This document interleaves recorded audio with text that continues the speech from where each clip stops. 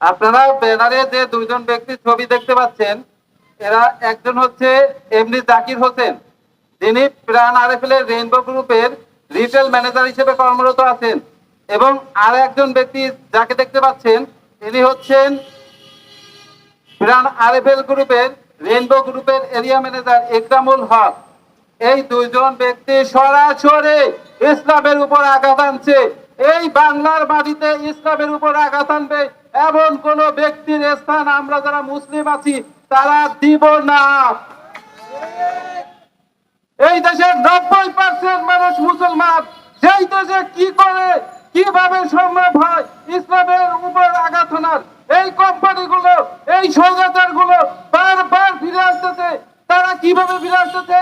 এখন ফিরে আসছে তারা আরএফএল হিসেবে, এখন ফিরে আসছে তারা রেইনবো হিসেবে, এখন ফিরে আসছে তারা জাকির, এখন ফিরে আসছে তারা একরামুল নামে। নো নো নো, এই সব লোকদের আমরা অপশন দিব না। এই বাংলার মাটিতে এই সব স্বৈরাচার, এই সব ইসলাম বিদ্বেষীদের আমরা সেকেন্ড টাইম অবস্থান করতে দিব না। সকল মুসলিম জাহান ভাইয়ের এবং বন্ধুদের, সবার আলেম সমাজ থেকে শুরু করে সকল মুসলিমদের প্রতি আহ্বান, এই প্রাণ আরএফএল কোম্পানি যদি 3 দিনের ভিতর এদের ব্যবস্থা না নেয় তাহলে সবাই সবার জায়গা থেকে কঠিন অ্যাকশনে আমরা যাব। ভাই, 4 বছর যাবত আরএফএল এ জব করি, এরা বারবার আমাদের ইসলামের উপর আঘাত হানে। আমাদের নামাজের টাইমে মিটিং করতে দেয় না ভাই। আমাদের সবে কদরে ছুটি নাই, আমাদের সবে বরাতে ছুটি নাই, আমাদের ঈদে মিলাদুন নবীতে ছুটি নাই, আমাদের ঈদে কোরবানিতে ছুটি দেওয়া হয় 3 দিন।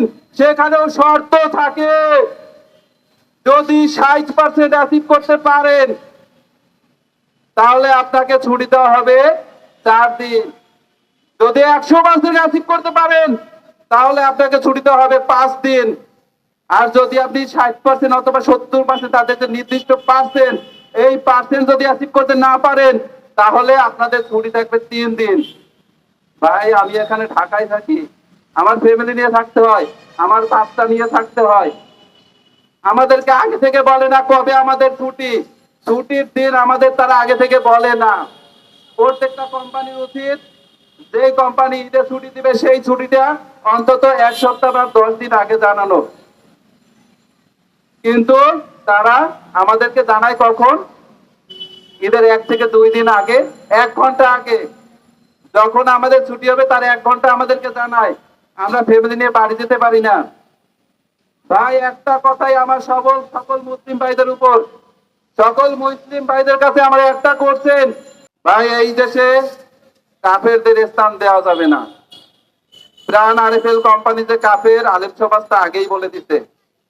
এরা যে প্রত্যেকটা কর্মীদের উপর ধর্মীয় অনুভূতিতে আঘাত করবে এটা সবাই জানে, এটা আলেম সমাজ আগেই বলে দিতে।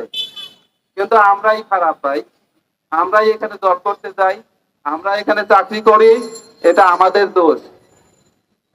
তো ভাই, এখন কি করতে হবে আপনারা বুঝে নেন। আমার আলেম সমাজের প্রত্যেকটা মুসলিম ভাইদের শরীরে যদি 1 ফোঁটা রক্ত থাকে তাহলে সবাই এসে আমাদের পাশে দাঁড়ান, এবং এই আরএফএল কোম্পানি কেন এরকম কাজ করতেছে এটার সঠিক বিচার না হওয়া পর্যন্ত আমাদের মাঠে থেকে আমাদেরকে সহযোগিতা করুন। ধন্যবাদ।